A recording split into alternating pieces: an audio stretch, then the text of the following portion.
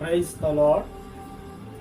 Timothy మొదటి పత్రిక 6వ అధ్యాయము 11వ వాక్యాన్ని చదువుకుందాము.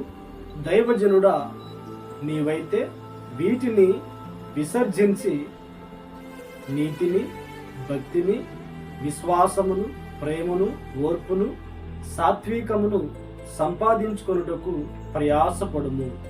ప్రియ దేవుని బిడ్డలారా, ప్రభుని వెంబడిస్తున్న మనము వేటిని సంపాదించుకోవాలనేది ఇక్కడ మనము చదివి ఉన్నాము. అయితే యేసుక్రీస్తు రక్తము చేత కడగబడిన వారిలో కొందరు ఆయన వెంబడిస్తూ ఆత్మీయ జీవితానికి ఉపయోగపడే వాటిని సంపాదించుకోనకుండా ఈ లోక సంబంధమైన వాటిని సంపాదించుకోవాలని పరుగులు తీసి వారి జీవితాలు విచ్ఛిన్నం చేసుకున్నారు. వారు దేవునికి దూరం అవటమే కాకుండా వారి ప్రాణాలు కూడా కోల్పోయిన పరిస్థితి మనము గమనిస్తూ ఉన్నాము. కొంతమంది ఈ లోక సంబంధమైన ధనాపేక్ష కలిగిన వారై వాటిని కోరుకొని వాటిని వెంబడించి వాటి వలన నష్టాన్ని చూసిన వారు మనకు బైబిల్ గ్రంథంలో కనబడుతూ ఉంటారు.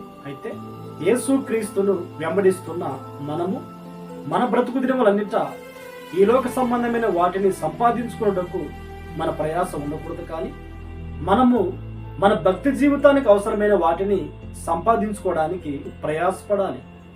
నీతిని, భక్తిని, విశ్వాసమును, ప్రేమను, ఓర్పును, సాత్వికమును, ఇవన్నీ కూడా మన ఆత్మీయ జీవితానికి ఎంతో ఉపయోగకరమైనవి. మన ఆత్మీయ జీవితంలో మనము దేవునిలో స్థిరపరచబడినట్లుగా, మనం ఈ లోకమందు దేవుని కొరకు జీవించినట్లుగా, లోకములో కలిసిపోకుండా తొట్టుపాటు పడకుండా క్రీస్తులో నిలిచి ఉన్నట్లుగా వీటిని మనము సంపాదించుకునే వారముగా ఉండాలి. ఎందుకు అంటే మనం ఆరాధించే ప్రభువుని యేసుక్రీస్తులో ఈ సుగుణాలన్నీ కూడా కనబడుతూ ఉంటాయి కనుక ఇవన్నీ కూడా మనం సంపాదించుకొని వాటిని కలిగి ఉన్నామనుకోండి, మనము క్రీస్తును ధరించుకున్న వారముగా ఉంటాం. క్రీస్తు మనలో ఉంటాడు.